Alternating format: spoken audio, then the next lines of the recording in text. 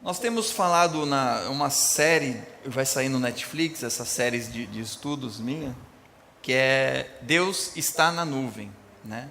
A gente usou essa expressão para chamar a atenção de vocês. Sabe que a Bíblia fala que na travessia do povo, o povo atravessou o deserto e Deus enviou uma nuvem. Imagina você num deserto, num calorão. Eu vou repetir um pouquinho da história que a gente já contou, só para eles acompanharem a viagem juntos.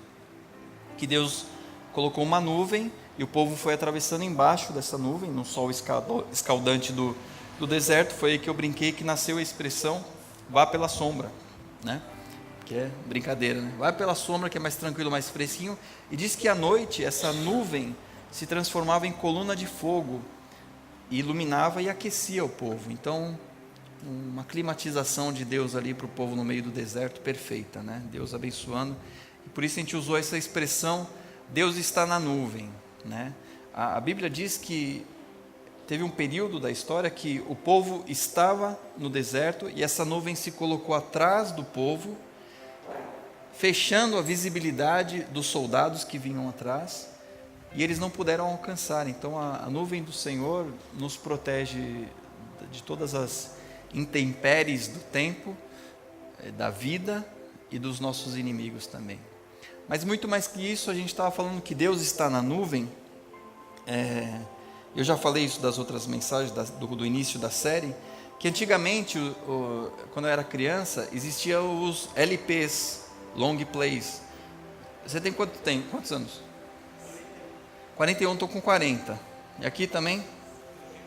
39. Nós estamos na long plays. Lembra do long play? Os discos de vinil. Está voltando, né, um pouquinho, né? E eu lembro quando eu era criança, na primeira série de estudos, eu trouxe aqui os discos de vinil, né? Que eu tenho em casa da banda Resgate, que eu ouço desde sempre, quase. Tinha do Balão Mágico também, que eu tenho lá em casa. Super fantástico. Super fantástico. Né? Na época do Maurício. O Maurício também dançava música do... Dá para dançar hoje aqui? Como seria essa dança? Melhor não. Melhor não, deixa para uma próxima oportunidade. O Ministério da Dança não permitirá isso. A gente falou do Roberto Carlos, minha mãe tinha disco do Roberto Carlos, né? Cantei a música todo dia, quando eu pego a estrada, quase sempre a madrugada. Lembra dessa ou não?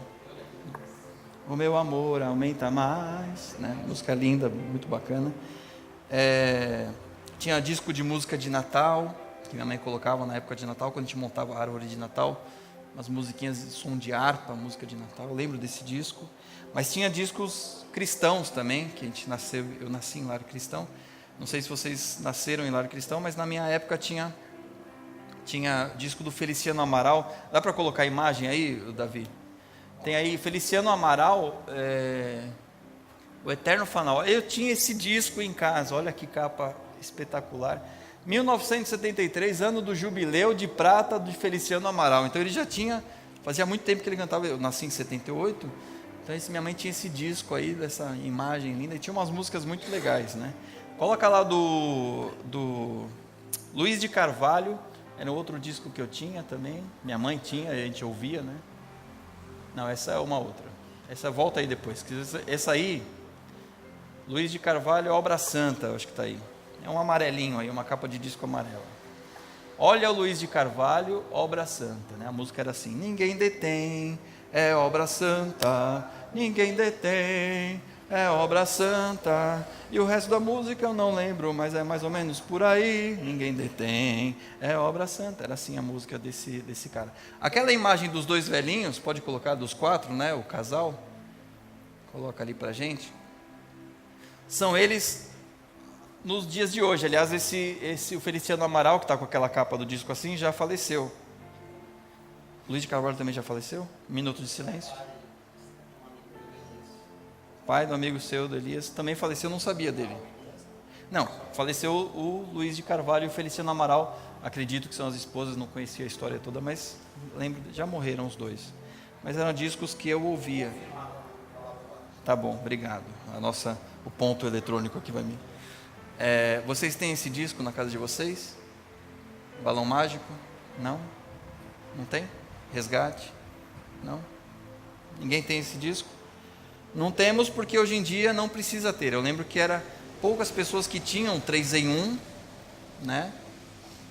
E alguns, minha mãe tinha iam lá em casa para ouvir o disco. Minha mãe chegava, as visitas, né? Vamos ouvir um disco. Eu colocava lá a agulha, rodava. Hoje em dia ninguém mais ouve disco assim, né? Apesar da moda estar voltando, né?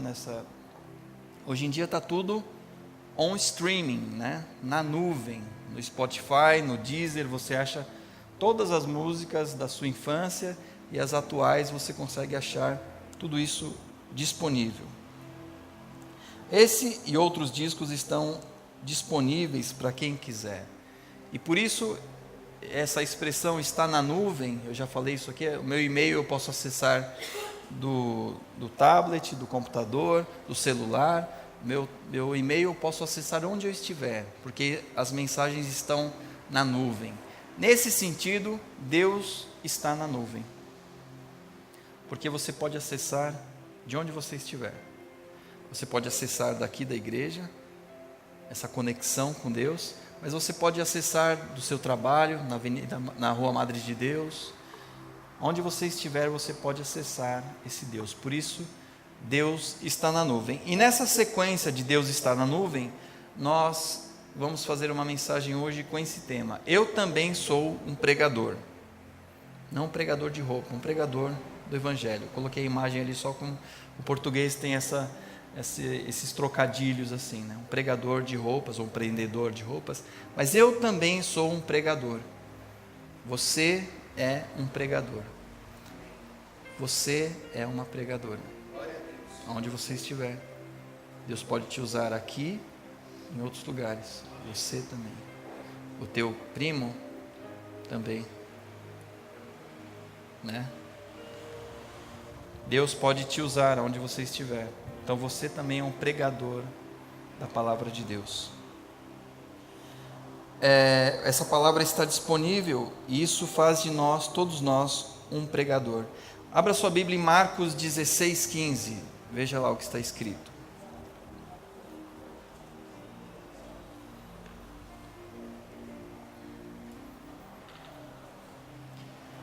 Marcos 16:15, na Nova Versão Internacional, diz assim: Vão, e disse-lhes, vão pelo mundo todo e preguem o Evangelho a todas as pessoas. Não precisa mudar aí, Davi. Na linguagem de hoje diz, vão pelo mundo inteiro e anunciem o Evangelho a todas as pessoas. Na João Ferreira de Almeida, corrigida e fiel, disse assim, e disse-lhes, ide por todo o mundo e pregai o Evangelho a toda criatura. Sabe quem disse isso? Jesus. Em que circunstância ele disse isso, vocês sabem? Acabamos de ler. A gente já vai chegar nessa história por completo. Sobre pregar e anunciar, diz o seguinte, no Wikipedia. O termo do grego, kerisso, traduzido por pregar, significa fazer proclamação como arauto. Arauto. Ser um arauto, oficiar como arauto, proclamar como conquistador. Essa é a origem de uma das vertentes do grego de pregar.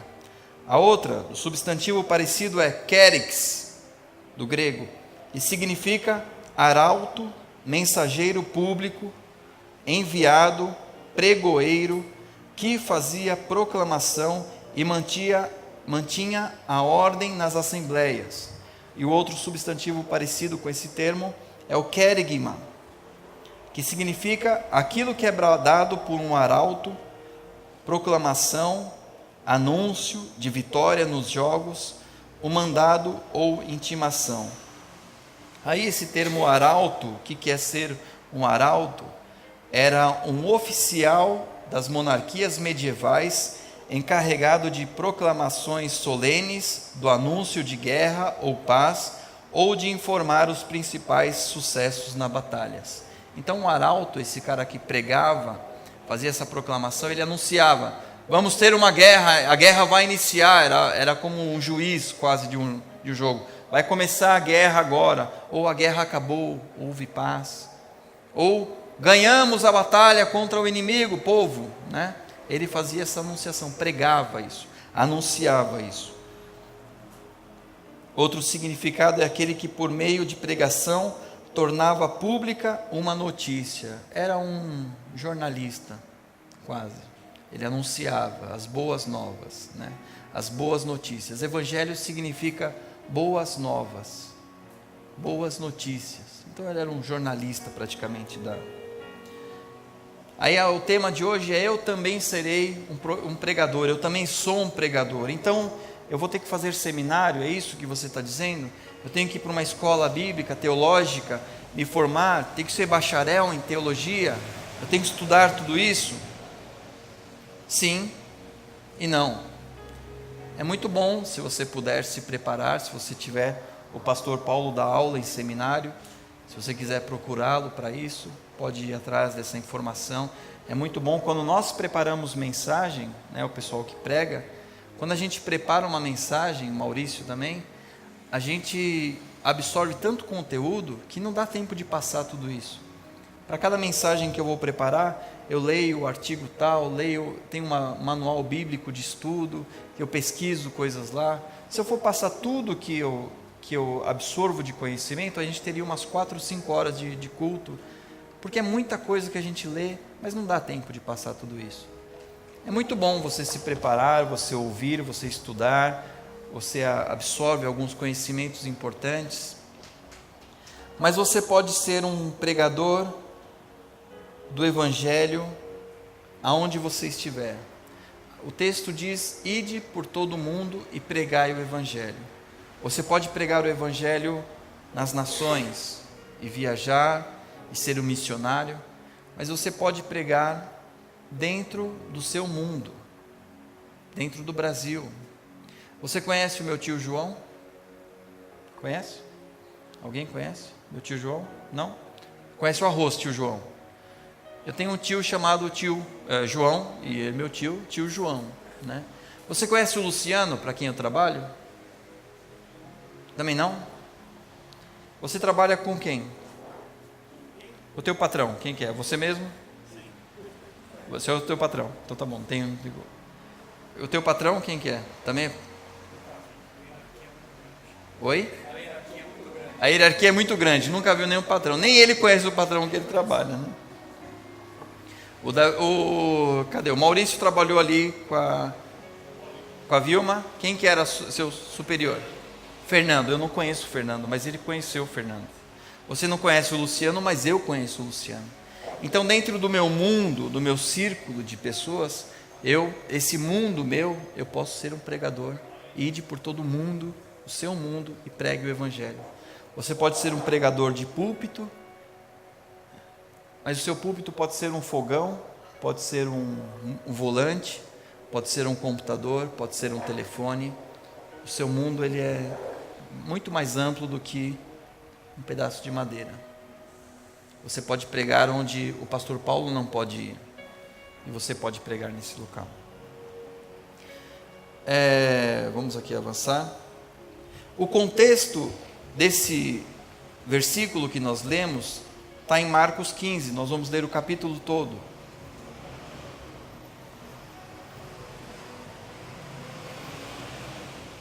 Se você não quiser abrir, tem ali na tela, imagens. Versículo 1 de Marcos 15 diz assim: quando terminou o sábado, Maria Madalena, Salomé, Maria mãe de Tiago, compraram especiarias aromáticas para ungir o corpo de Jesus. No primeiro dia da semana, bem cedo, ao nascer do sol, elas se dirigiam ao sepulcro, perguntando umas às outras: quem removerá para nós? Eu. Marcos 16. Quem falou 15? O pregador, tá vendo? Vocês são pregadores. Estou com meus dias contados aqui. Marcos 16, gente, só para ver se vocês estavam atentos, era essa a intenção. É bom que vocês estão atentos. Já pensou se passar batido? ninguém prestou atenção em nada, saiu daqui todo mundo. O que ele falou? Não sei, ele falou contra o pecado. Não sei o que ele falou. Vamos lá, 16, perdão, vamos lá. Quando terminou o sábado, Maria Madalena, Salomé, Maria, mãe de Tiago, compraram especiarias aromáticas para ungir o corpo de Jesus. No primeiro dia da semana, bem cedo, ao nascer do sol, elas se dirigiam ao sepulcro, perguntando umas às outras: quem removerá para nós a pedra da entrada do sepulcro? Mas quando foram verificar, viram que a pedra, que era muito grande, havia sido removida. Entrando no sepulcro, viram um jovem vestido de roupas brancas, assentado à direita, e ficaram amedrontadas. Não tenham medo, disse ele. Vocês estão procurando Jesus, o Nazareno, que foi crucificado. Ele ressuscitou, não está aqui. Veja o lugar onde haviam posto. Depois, vão e digam aos discípulos dele e a Pedro: ele está indo adiante de vocês para a Galiléia. Lá vocês o verão, como ele lhe disse. Tremendo e assustadas, as mulheres saíram e fugiram do sepulcro. E não disseram nada a ninguém, porque estavam amedrontadas. Quando Jesus ressuscitou, na madrugada do primeiro dia da semana, apareceu primeiramente a Maria Madalena, de quem havia expulsado 7 demônios. E ela foi e contou aos que tinham com ele estado. Eles estavam lamentando e chorando. Quando ouviram que Jesus estava vivo e fora visto por elas, não creram. Depois Jesus apareceu noutra forma a 2 deles, estando eles a caminho do campo. Eles voltaram e relataram isso aos outros, mas também nestes eles não creram. Mais tarde Jesus apareceu aos 11, enquanto eles comiam. Censurou-lhes a incredulidade e a dureza de coração, porque não acreditaram nos que o tinham visto depois de ressurreto. E disse-lhes, aí sim, vão pelo mundo todo e preguem o evangelho a todas as pessoas. Quem crer e for batizado será salvo, mas quem não crer será condenado. Estes sinais acompanharão aos que crerem. Em meu nome expulsarão demônios e falarão novas línguas. Pegarão em serpentes, e se beberem algum veneno mortal, não lhes fará mal algum. E imporão as mãos sobre os doentes, e estes ficarão curados. Depois de ter falado, o Senhor Jesus foi elevado ao céu e assentou-se à direita de Deus. Então os discípulos saíram e pregaram por toda a parte, e o Senhor cooperava com eles, confirmando-lhes a palavra com os sinais que a acompanhavam. Vocês viram alguma coisa aqui? Eu vi muitas coisas aqui. Eu vi uma série de coisas, de detalhes importantes que eu queria discutir isso com vocês. Sabe um detalhe que me chama a atenção nesse texto? É que ninguém que ouviu falar que Jesus estava ressuscitado, acreditou nele. Vocês observaram isso? Nenhuma das pessoas que ouviram, olha, Jesus ressuscitou. Ah, beleza. Falou, aquele abraço. Deve ter bebido, coitado. Bateu a cabeça quando era criança, né? Nenhuma das pessoas que ouviram, olha, Jesus ressuscitou, eu vi. Ninguém acreditou. É papo, esse negócio é papo. Ninguém acreditou. Por que vocês acham que ninguém acreditou? Por que ninguém acreditou? Não é estranho? Se alguém falasse para você, Jesus ressuscitou, eu vi, você iria acreditar?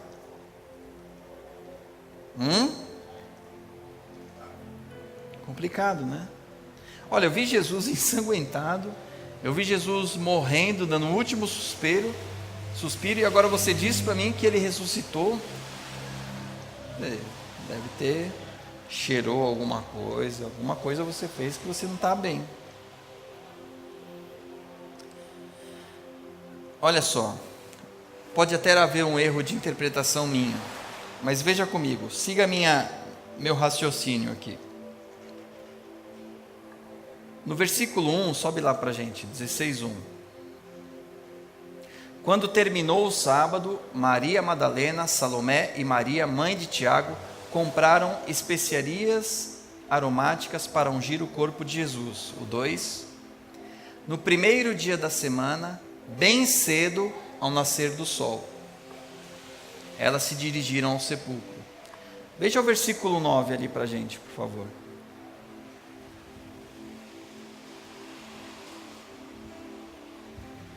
Quando Jesus ressuscitou, na madrugada do primeiro dia da semana, apareceu primeiramente a Maria Madalena, de quem havia expulsado 7 demônios. Eu não vou cravar isso aqui para vocês agora, mas dá uma interpretação minha de que ele apareceu primeiro para Maria, antes de aparecerem para ela de novo e para as outras que estavam junto com ela. Então, ao meu entender, me perdoem se eu tiver, depois você apaga isso, tá? Corrige no final. Mas no meu entender, dá a ideia de que ele apareceu para Maria Madalena primeiro, e ela deve ter tido assim, peraí, será que eu vi isso? Isso é minha interpretação, tá? Ela foi já para casa já sabendo, ou talvez sabendo e não acreditando naquilo. Sabe, será que eu vi aquilo mesmo, Deus? Eu vi ele ressuscitar. Será? Ou será que essa experiência do luto me deixou meio confusa? Eu estava falando hoje lá na casa da minha sogra, a gente estava lá, a Lê perdeu a avó dela um pouquinho de tempo aí atrás, e a gente estava conversando, acho que foi isso que a tua mãe estava falando, que alguém lembrou a mãe dela, a avó da Alessandra lembrou ela. Eu estava lembrando disso hoje também, lembrei quando estava fazendo essa mensagem, que um dia eu estava andando na rua, meu pai já faleceu, mas sabe quando você está andando na rua e você bate o olho assim numa pessoa que está vindo, você parecia meu pai? Já aconteceu com você? Uma pessoa que morreu, mas te lembrou tanto fisicamente, que eu estava olhando assim na rua, e você olha assim, parecia meu pai, cara. Sabe essa coisa?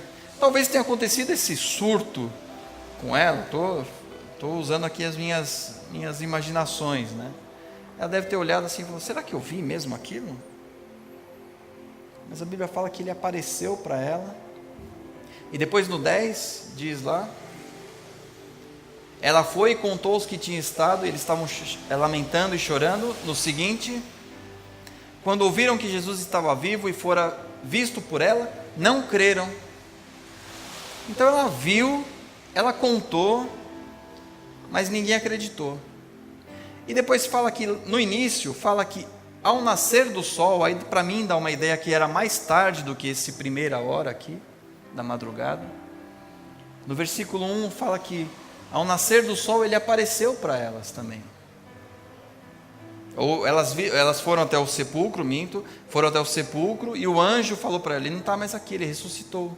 Em nenhum momento nessa passagem fala que, não, peraí, é verdade.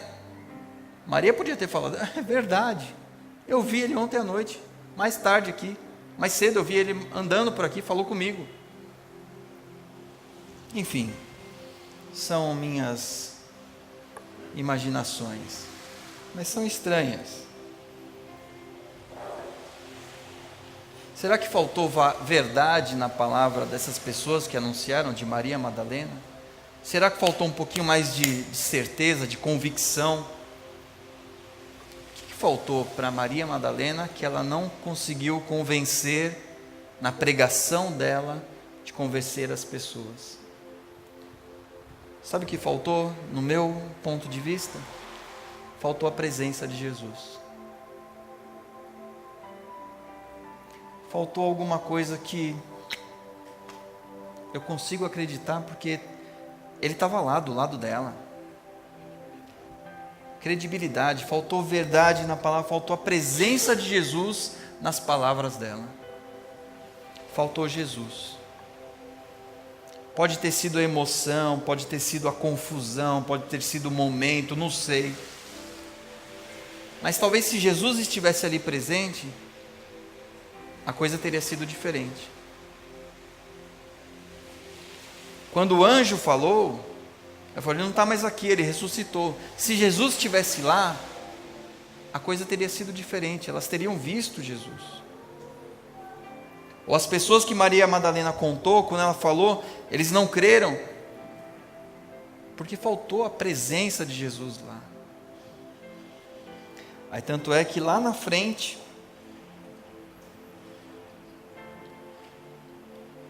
ele aparece no 14, salvo erro, vamos voltar lá.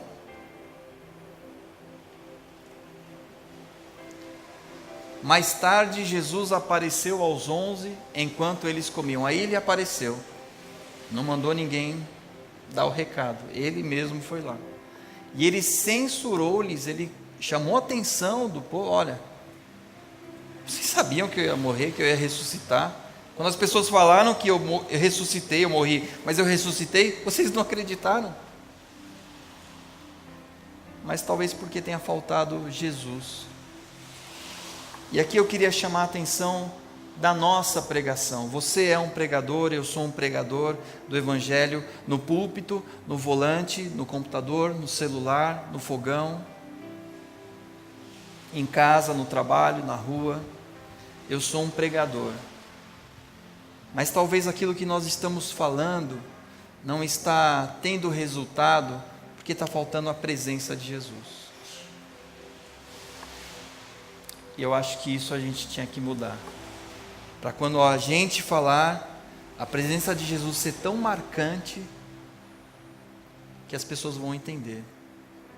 Talvez esteja faltando um ajuste no meu coração, no seu, e que a gente deva corrigir isso. E que nessa noite haja essa correção em nós.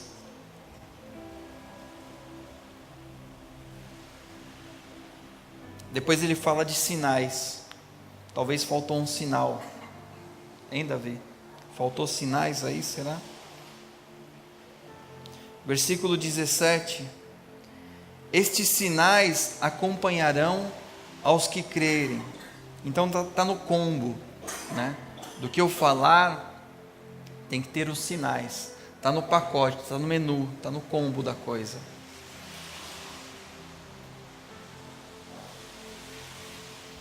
Em meu nome expulsarão demônios. Em meu nome expulsarão demônios. Está dizendo aqui que é no nome de Jesus, não é do meu jeito, não é da minha maneira, não é com o meu poder, é no nome dele. Aqui no Brasil eu tive poucas experiências assim, mas lá em Portugal a gente teve algumas experiências com pessoas possessas. E não adianta grito, não adianta você pegar o mais forte da igreja para amarrar. É autoridade no nome de Jesus. E quando a gente expulsava, a gente falava no ouvido. Não precisava gritar.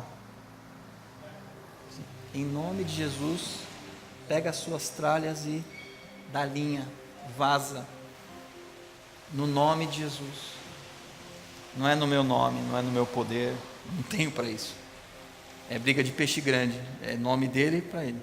Peixe grande para peixe pequeno. É no nome dele que eu estou te ordenando, saia.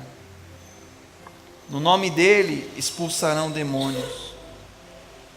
Uma outra forma de expulsar demônio é eu levando, se o demônio traz morte, destruição, tragédia, uma outra forma de eu expulsar demônio é quando eu chegar num lugar, eu trazer paz, eu trazer alegria, eu trazer renovação, restauração, cura.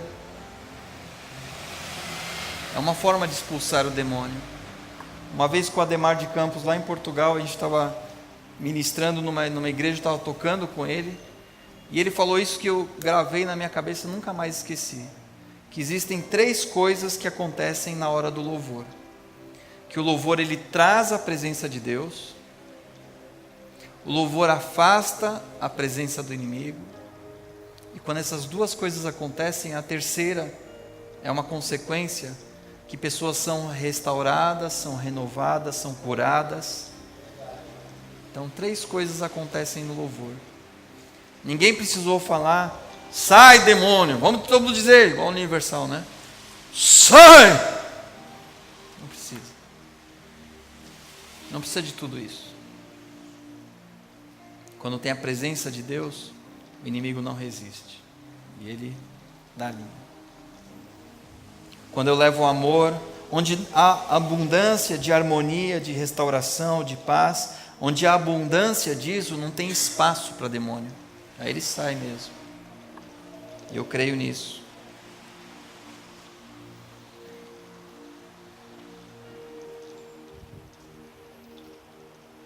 Falarão novas línguas. A Bíblia fala que falar línguas é edificar a si mesmo. Quem fala em línguas edifica-se a si mesmo. Nós temos na nossa igreja pessoas que falam em línguas. Quem está falando em línguas está se edificando a si mesmo. Quando eu vejo uma pessoa do meu lado falando em línguas, para mim não faz diferença nenhuma. Não muda nada a minha vida. Muda a vida da pessoa que está falando em línguas. Comigo não acontece nada, mas com ela está se edificando. Eu devo ser contra isso? Não. Deus está trabalhando nela, deixa Deus trabalhar nela. Deus trabalha em mim de uma outra maneira que não é da maneira dela. Então deixa. Falarão em línguas. Está se edificando. Quando eu estou evangelizando, eu sou edificado, eu estou edificado. Eu estou solidificado. Eu não estou vazio. Então este sinal segue aquele que crê.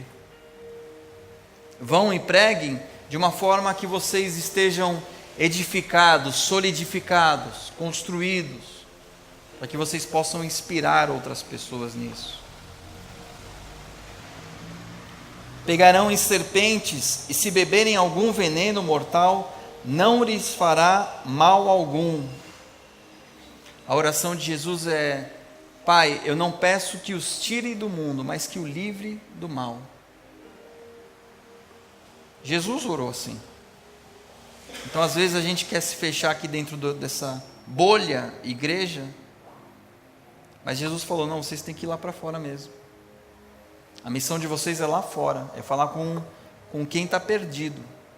Eu tenho falado no louvor que a gente deve ser sal fora do saleiro, né? Você tem tem um saleiro na tua casa? Ali dentro do saleiro faz alguma coisa o sal? Não. Mas se você colocar ali no bife, no arrozinho, faz toda a diferença. Fora do saleiro. Lá dentro é sal com saleiro, não. Mais do mesmo, chover no molhado. A gente tem que ser lá fora. Então, a oração dele, quando eu pego em serpente, eu espero que não seja dentro da igreja. E quando eu bebo veneno, não seja dentro da igreja. Acho que a ideia é lá fora disso, né? Da gente encontrar esse tipo de atitude lá fora. Se estivermos encontrando isso aqui dentro, temos mais trabalho do que imaginamos.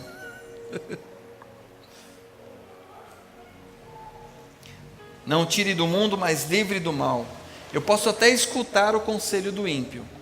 Salmo número 1 fala assim: feliz o homem que não anda segundo o conselho dos ímpios. Para eu não andar segundo o conselho dos ímpios, eu posso até escutar. Diz que escutar é você entrar por um lado e sair pelo outro. Quando você ouve, é quando você absorve a coisa.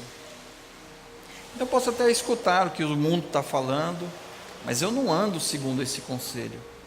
Dentro de mim existe um Deus que me indica que eu devo fazer isso e que eu não devo fazer aquilo. Então você pode até escutar o conselho dos ímpios, mas conforme Salmo 1, eu não ando segundo esses conselhos. Eu sei que eles existem, eles estão disponíveis para quem quiser, mas eu não ando segundo ele. Se eu pegar em serpente, se eu beber veneno mortal, não me fará mal algum. Não tire do mundo, mas livre do mal. Imporão as mãos sobre os doentes e estes ficarão curados. Então eu sou um instrumento de restauração de doentes de alma, de corpo e de espírito. Quando eu estou edificado, quando eu estou sendo esse canal, eu posso orar pelas outras pessoas e as pessoas são curadas desse mal.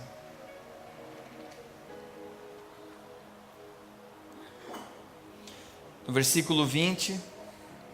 Antes disso ele diz que subiu ao céu. No 20 diz: então os discípulos saíram e pregaram por toda a parte, e o Senhor cooperava com eles, confirmando-lhes a palavra com os sinais que a acompanhavam. Então os sinais, eles são importantes.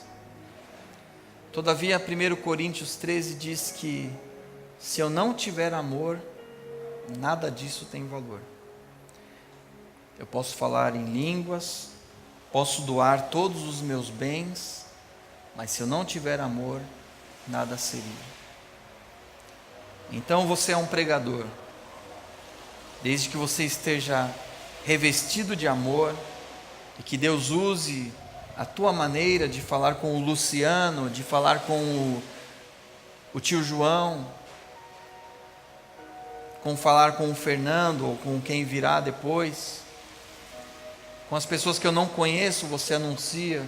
Com as que você não conhece, eu conheço, eu anuncio. Eu posso ser esse instrumento de pregação, de anunciar o Evangelho, se eu estiver me submetendo a esse conjunto de situações. Talvez a nossa pregação não esteja surtindo o efeito que ela deveria, porque nós não estamos carregando Jesus como deveríamos. Que Ele corrija o nosso coração, que Ele mude esse nosso sentimento, e que a gente possa estar tão cheio de Jesus, que mesmo sem falar, as pessoas possam notar Jesus na nossa atitude. Amém? Que Deus nos abençoe e nos ajude nisso. Feche os teus olhos. Pai amado, nós estamos nessa reunião de pregadores, de instrumentos teus, Pai.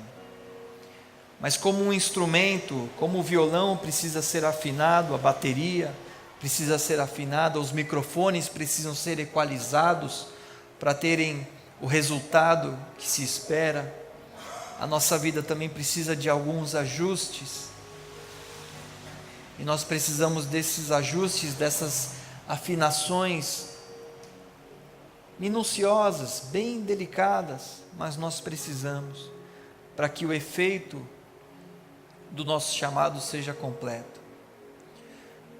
Nós não queremos título de pregadores, mas nós sabemos que a tua comissão, o teu chamado desse ide por todo mundo e pregai, vão por todo mundo e anunciem o Evangelho, foram para todos os discípulos, e nós somos discípulos, somos seguidores de Jesus.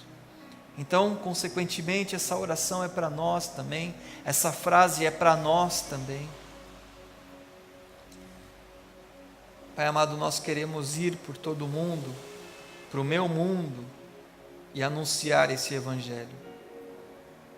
Se porventura em mim as minhas palavras não estejam cheias da presença de Jesus, que o Senhor inunde a minha vida, que o Senhor encha a minha vida da tua presença, para que ao falar, ao agir, ou ao não falar, muitas vezes, as pessoas possam notar que tem Jesus vivo dentro de mim.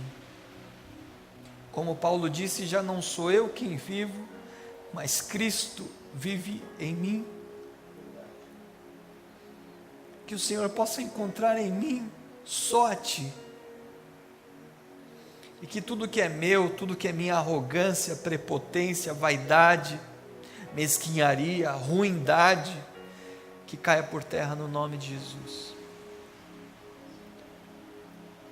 E que eu seja mais Teu, que eu seja mais de Deus e menos de eu, no nome de Jesus. Amém. Amém? Glória a Deus, que Deus te abençoe.